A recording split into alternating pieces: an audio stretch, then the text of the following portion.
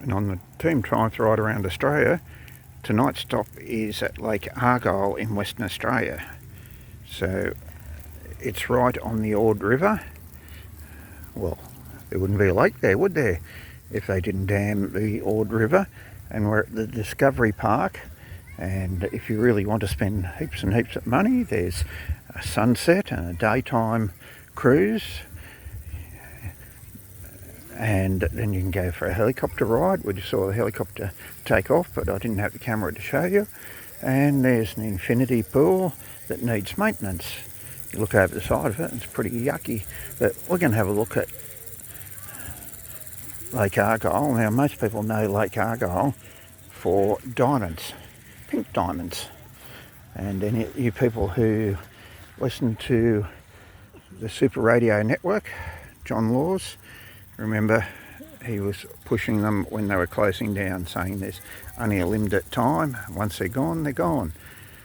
And unfortunately, there is no commercial diamond mine at all in Australia. So if you want a diamond, we have to import them from South Africa or their cultured ones. So that's no major industry gone. And you can see the infinity pool from the outside. When you're inside it, you see the lake.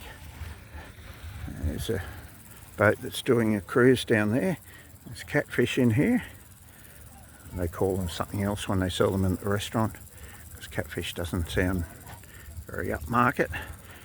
And you're wondering how big it is. That's where Mr. Google makes his money. There's many Sydney Harbours of water, and it's part of the Ord River scheme, and it's for irrigation. So this is Discovery Park that's right on the rim of the lake. You can camp here, you can bring a caravan here, or you can take a cabin here. Needs a bit of maintenance. I think it's seen better days, especially around just where we're looking around this area now.